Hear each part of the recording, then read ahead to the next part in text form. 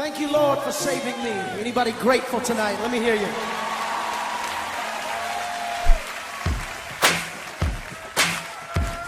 Put your hands together.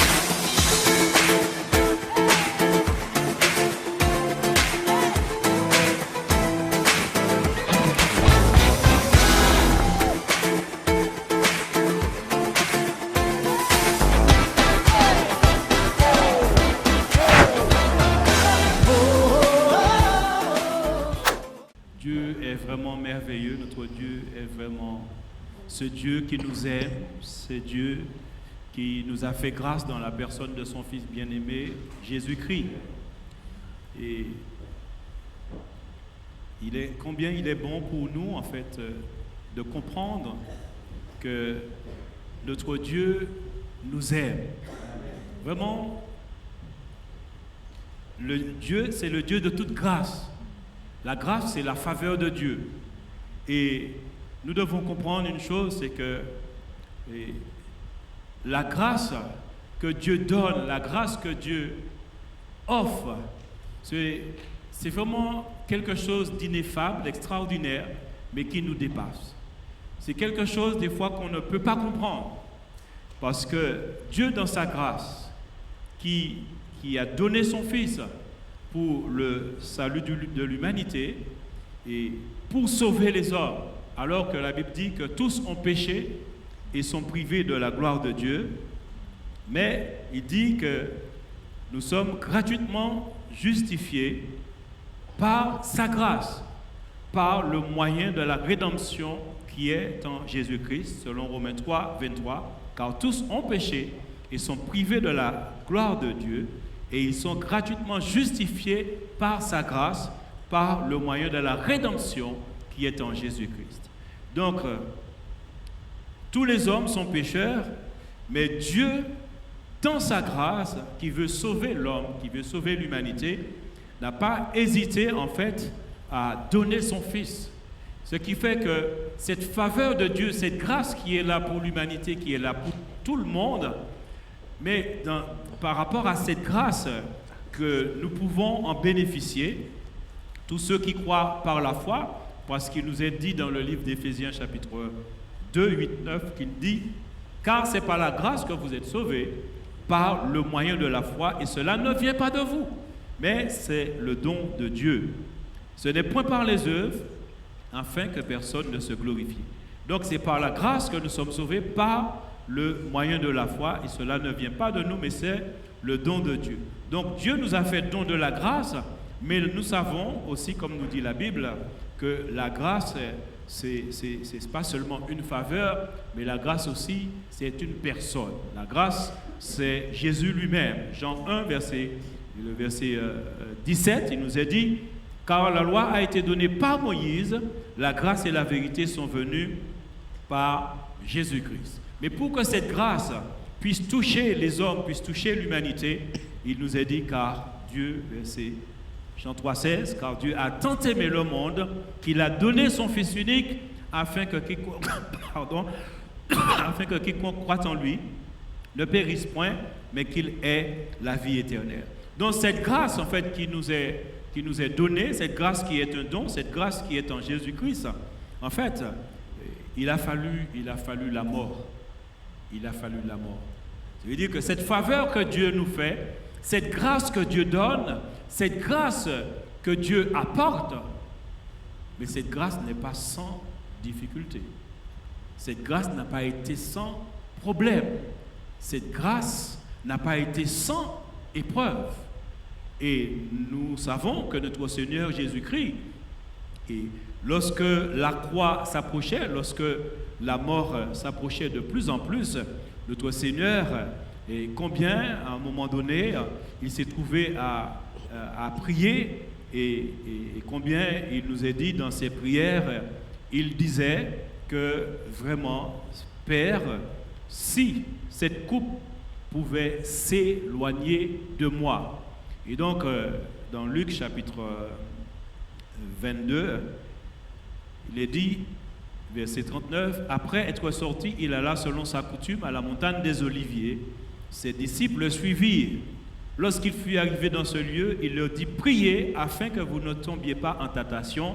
Puis il s'éloigna d'eux à la distance d'environ un jet de pierre, et s'étant mis à genoux, il pria, disant, Père, si tu voulais éloigner de moi cette coupe, toutefois que ma volonté ne se fasse pas, mais la tienne seule.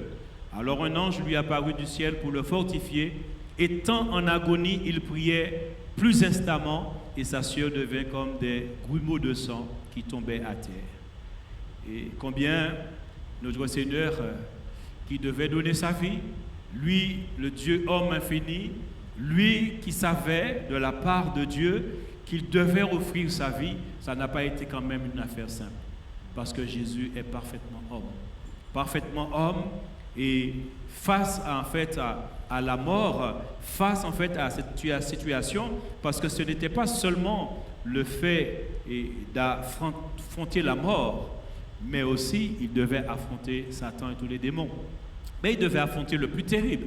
Satan n'est rien, et les démons, puisque Jésus est le créateur de tout. Tout a été créé par lui et pour lui, comme il nous est dit dans les épîtres. Tout a été créé par lui et pour lui. Mais c'était le péché. Le péché qui est ce mal qui a vraiment détruit l'humanité, ce mal que le diable, qui est venu avec le diable, c'est de lui que c'est venu, mais qui a fait vraiment un dégât considérable, puisque Satan est parvenu à même séduire des anges qui sont des esprits au service de Dieu. Et les anges, la Bible dit que l'homme a été créé de peu inférieur aux anges. Nous sommes inférieurs. Donc les anges, ce sont des esprits qui ont vu la face de Dieu, qui ont vu la gloire de Dieu. La Bible dit que Dieu est un feu dévorant, Dieu est esprit, mais ils l'ont vu en face, ils étaient dans la gloire. Et pourtant, Satan est arrivé à séduire des anges.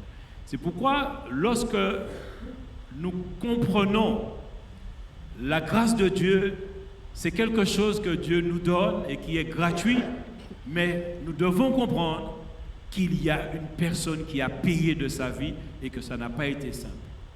Quoi qu'on puisse s'imaginer, ça n'a pas été simple pour le Seigneur Jésus-Christ. Dans Jean 12, au verset 23, il va dire, Jésus leur répondit, l'heure est venue où le Fils de l'homme doit être glorifié. Et il dit, en vérité, je vous le dis, si le grain de blé qui est tombé en terre ne meurt, il reste seul. Mais s'il meurt, il porte beaucoup de fruits. Et puis il va dire au verset 27, maintenant mon âme est troublée. Et que dirais-je? Père, délivre-moi de cette heure. Mais c'est pour cela que je suis venu jusqu'à cette heure. Père, glorifie ton nom. Donc, il y avait quand même, son âme était troublée à ce moment-là. Et il est dit aussi qu'il avait aussi des angoisses à ce moment-là, parce qu'il est un être humain. Mais à ce moment-là, en fait, son âme était là, et Jésus, en tant que Fils de Dieu, il vivait son humanité, mais pleinement. Il vivait son humanité pleinement, et face à la souffrance, c'était quelque chose d'horrible, mais de terrible, parce qu'il devait affronter et les Romains et les personnes dont il va sauver, donc ses frères, ses contemporains, les Juifs, mais il devait aussi affronter cette puissance qui est terrible, qui s'appelle le péché. Et ce n'était pas une mince affaire. En fait, Dieu allait vers l'inconnu. Le péché est quelque chose qui n'a pas été créé par Dieu et qui ne se trouve pas en Dieu. Le mal ne se trouve pas en Jésus.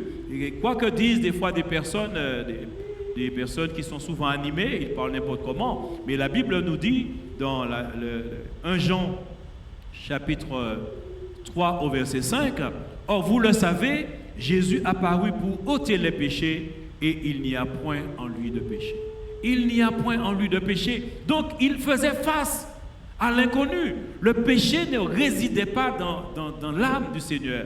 Nous savons qu'à un moment donné, le Seigneur se trouvait avec les disciples, et combien il va dire par rapport au diable.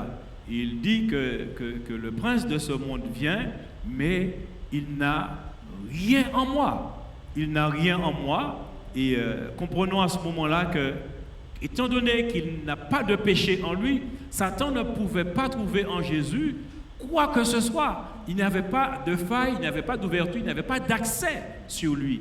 Et c'est pourquoi le sacrifice de Jésus et la grâce qui nous tombe dessus par ce sacrifice est quelque chose mais d'extraordinaire, qui dépasse même notre imagination, qui dépasse même toute compréhension d'homme et même aussi les créatures, les anges ne peuvent pas réaliser et comprendre cela. Cela demeure un mystère du fait que Dieu fait grâce à des hommes qui sont coupables.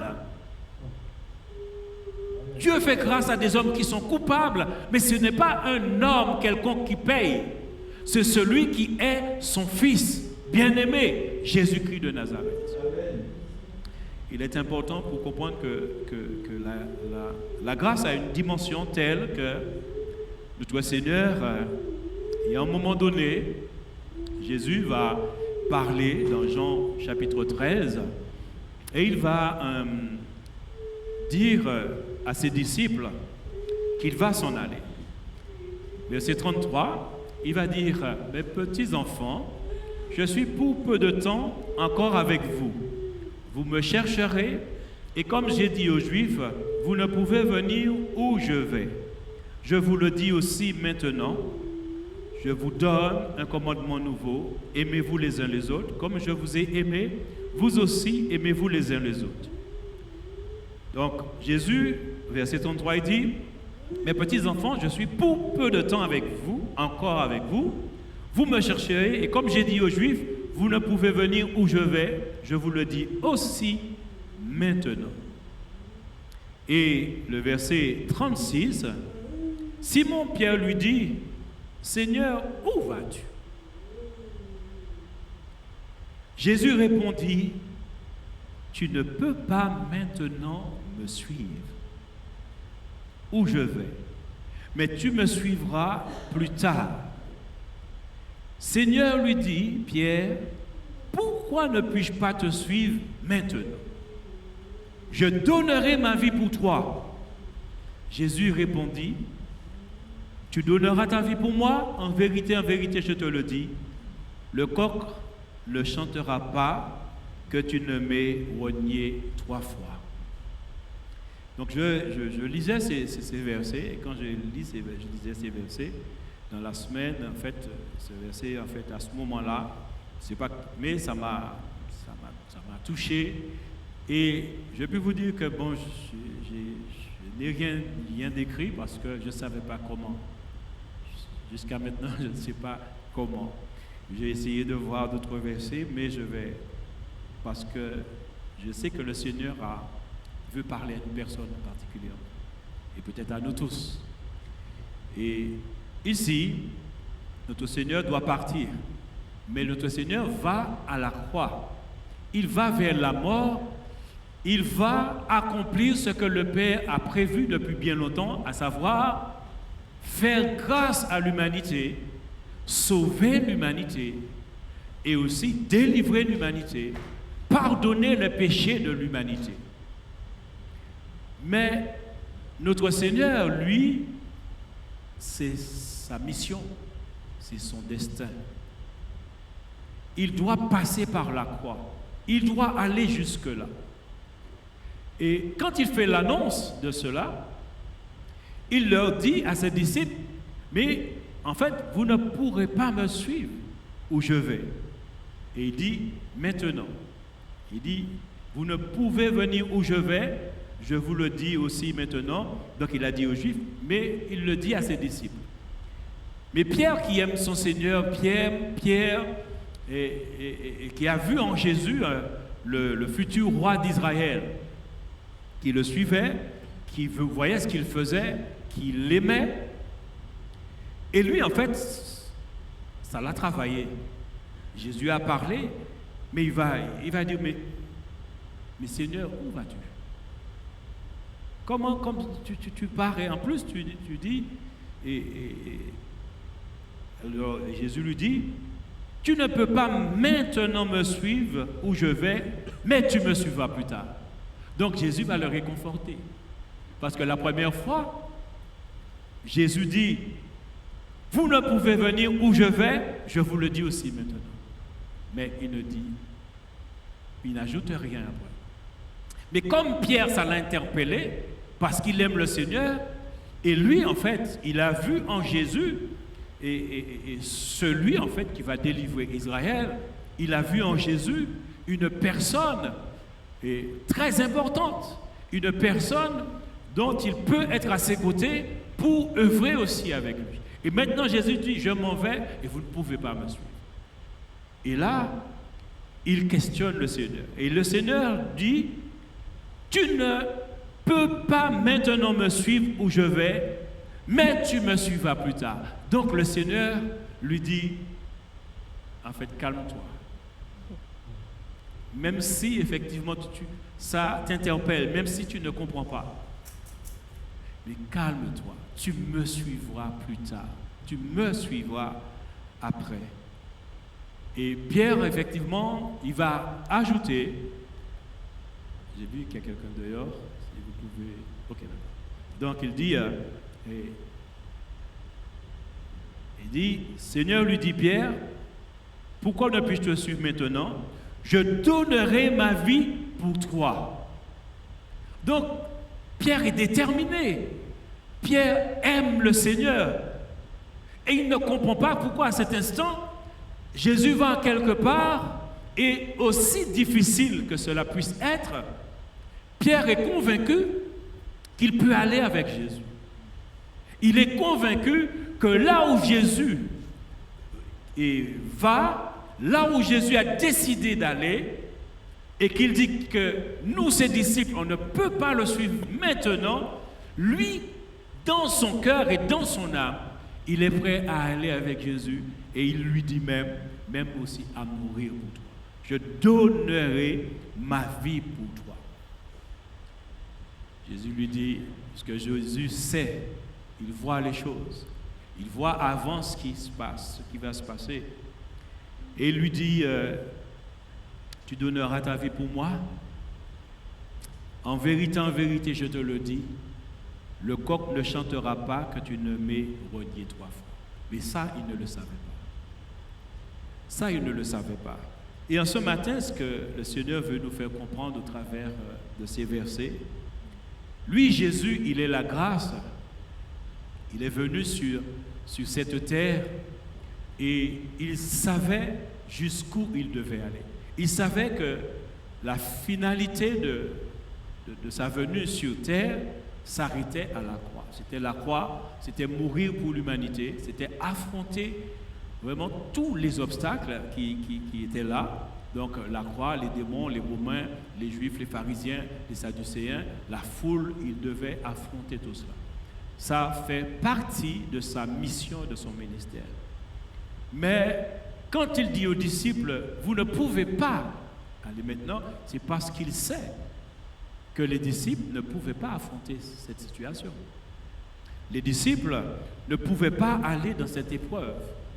Les disciples, même si Pierre a parlé ainsi, mais Pierre, dans sa chair, en fait, son âme, il était dans les sentiments, il a aimé, il était sincère, il était sérieux. Mais Jésus sait que pour l'heure, même s'il est sérieux, il n'est pas encore préparé. Il n'est pas encore préparé. Et c'est pourquoi le Seigneur lui dit, tu le feras plus tard, mais pas maintenant. Et au travers de cela, combien de nous aimons le Seigneur? Combien de nous, peut-être que nous avons pris des engagements avec le Seigneur? Combien de nous, effectivement, nous pensons effectivement aller très loin avec le Seigneur? Mais nous devons aussi écouter le Seigneur pour entendre ce qu'il nous dit. Pour entendre s'il nous dit que ce n'est pas maintenant, mais plus tard. Nous devons apprendre à écouter le Seigneur parce qu'il sait en nous ce qui est convenable et ce qui n'est pas convenable. Et il fait savoir à Pierre, Pierre, tu vas traverser une situation qui sera difficile. Donc tu n'es pas encore prêt pour cela. Tu n'es pas encore prêt pour affronter ce que je vais affronter. Même si tu as de la bonne volonté, même si je suis la grâce et tu as compris qu'en moi qu'il y a une grâce qui va se déverser sur vous, mais pour le moment, même si cette grâce est là, mais vous ne pouvez pas entrer dans cette dimension que moi je vais affronter, à savoir la croix. La croix, la mort. Pierre n'était pas encore prêt parce que Pierre était imbu de lui-même. Pierre, la chair avait le dessus. Il était encore charnel à ce moment-là. Il n'était pas encore né de nouveau aussi. Il n'était pas encore rempli du Saint-Esprit. Parce que c'est dans les Actes des Apôtres au chapitre 2, lors du baptême du Saint-Esprit, qu'on va voir que Pierre va se lever rempli du Saint-Esprit, qu'il va prêcher l'Évangile et que 3000 âmes vont se donner au Seigneur. Et nous savons aussi que dans les Actes des Apôtres, c'est à ce moment-là aussi que Pierre et Jean, on va les arrêter, on va les mettre en prison, on va les battre à cause du Seigneur. Et la Bible dit qu'ils étaient dans la joie parce qu'on les a donné des coups pour le Seigneur. Mais auparavant, Pierre a dit à Jésus, je donnerai ma vie pour toi. Mais ce que Pierre ne savait pas, nous allons voir dans Luc 22. Luc 22.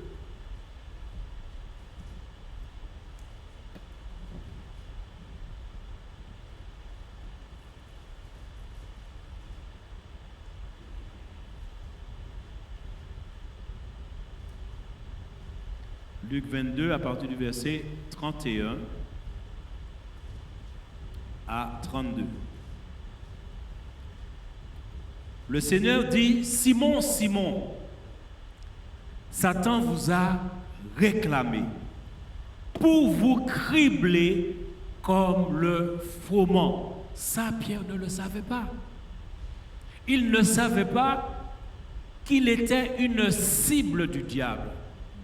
Parce que lorsque Jésus allait partir, ce serait lui, normalement, qui devait être le leader du groupe. Parce qu'au moment, Jésus va lui dire, Simon, quand tu seras converti, tu affermiras tes frères. Donc, il avait quand même quelque chose qui était là, que le Seigneur savait qu'il devait faire par la suite. Mais pour l'heure, c'était très chaud et très difficile, et le Seigneur savait que là, Pierre n'aurait pas pu supporter. Mais Jésus dit quelque chose qui est formidable. Il dit, mais j'ai prié pour toi afin que ta foi ne défaille point. Et c'est vrai, la suite du verset dit, et quand quand tu seras converti, affermis tes frères. Encourage tes frères. Emmène tes frères à être des gars solides qui vont reculer devant rien. Mais avant cela, il faut que tu sois criblé. Donc, comprenons bien quand le Seigneur dit que nous ne pouvons pas encore suivre maintenant. Souvent dans notre vie, certainement, il y a des épreuves que nous n'avons pas encore connues et qu'il faut traverser. Il faut traverser.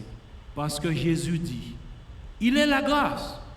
Mais lui-même va à la croix, lui-même va mourir, lui-même va souffrir. Et c'est la grâce. Ça fait partie de la grâce. La grâce, la faveur de Dieu n'est pas une route où l'herbe est verte, toute verte, et que le soleil est radieux et qu'on a envie de sortir en t-shirt et commencer à louer Dieu, à glorifier Dieu. Alléluia. Il y a aussi des chemins rocailleux, des chemins sinueux, comme a dit Jésus.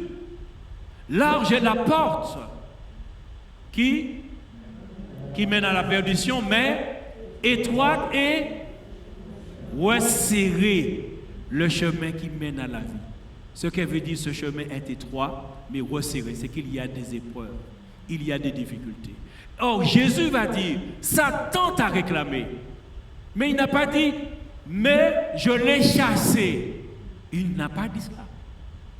Il a dit, il t'a réclamé, mais je le laisse faire. Par contre, j'ai prié pour que ta foi reste intacte. Voici le message que le Seigneur veut nous donner.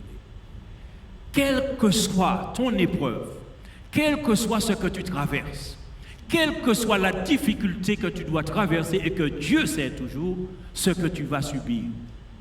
Parce que même si Dieu nous fait grâce, mais Dieu n'enlève pas l'épreuve.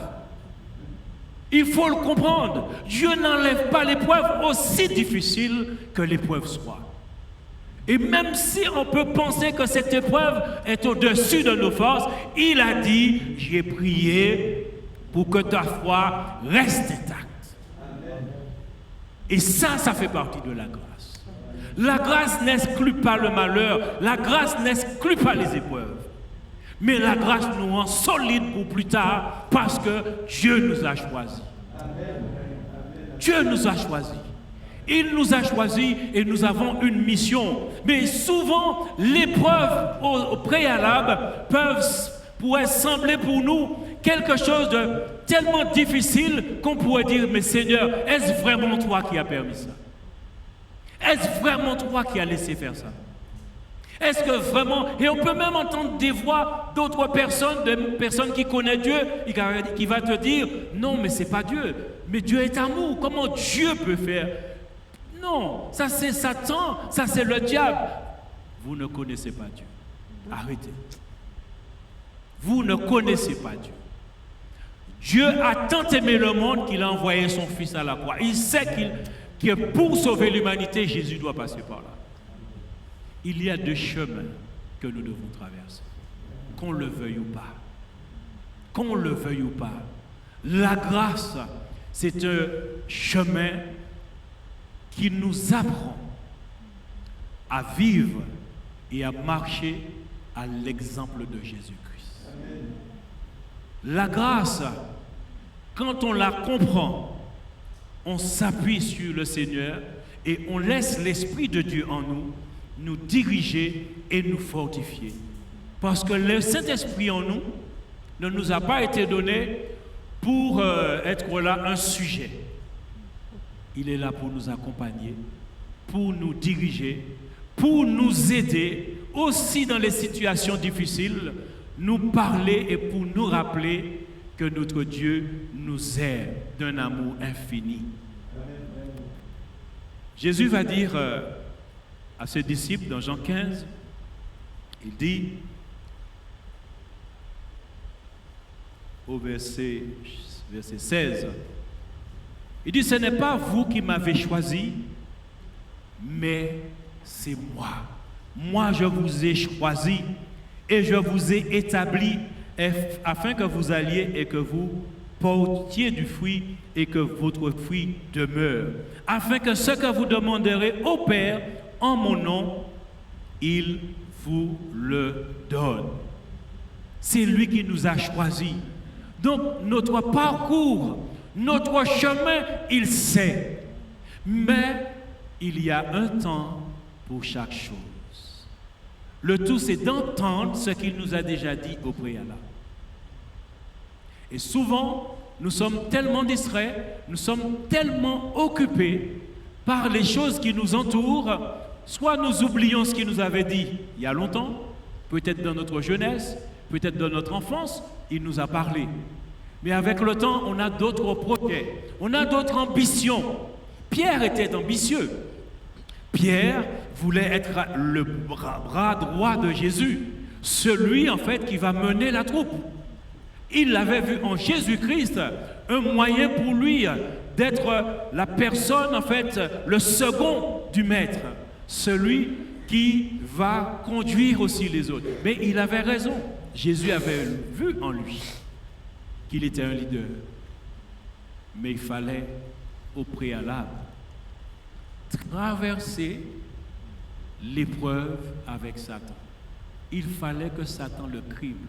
Jésus n'a pas dit, je vais empêcher Satan de te cribler. Mais j'ai prié pour que ta foi ne défaille pas. C'est ce que le Saint-Esprit, en ce matin, voulait que je dise, pour que chacun de nous, ou encore une personne, pour dire que l'épreuve n'est pas difficile comme on pourrait penser. Des fois, c'est dur. Des fois, il y a des situations que seul on connaît. Que seul, des fois, ton âme se déchire. Des fois, tu ne pleures pas à l'extérieur, mais tu pleures à l'intérieur. Mais personne ne sait. C'est dur. Des fois, devant les autres, tu te retiens. Mais quand tu es tout seul, alors tu pleures. Tu sais ce que tu endures. Mais le Seigneur te dit, j'ai prié pour toi afin que ta foi reste intacte. Et c'est ça l'essentiel. Afin que ta foi reste intacte. Parce que notre Seigneur nous dit dans sa parole, dans 1 Jean 5, il nous est dit, au verset 4, parce que tout ce qui est né de Dieu triomphe du monde. Et la victoire qui triomphe du monde, c'est notre foi. Il faut que la foi reste intacte. C'est ça la grâce. Vivre par la foi et continuer dans la foi, quelle que soit la difficulté. Que le nom de notre Seigneur soit glorifié. Amen. Are good and your mercy enduring